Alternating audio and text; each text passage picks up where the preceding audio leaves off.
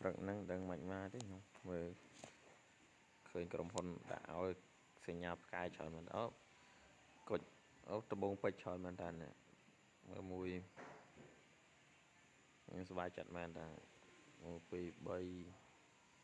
4 5 6 7គ្រាប់សប្បាយចិត្តមែនតាក្រុមហ៊ុន Facebook គេអបអរសាទរនេះដូចមើលអបអរសាទរអ្នកបានទទួលគ្រឿងសម្គាល់អ្នកគ្រប់ត្រូលពេញនិយម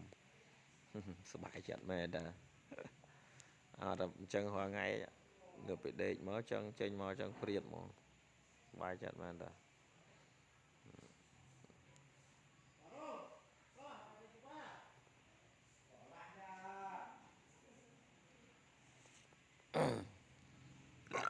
រកព្រឹកចឹងមក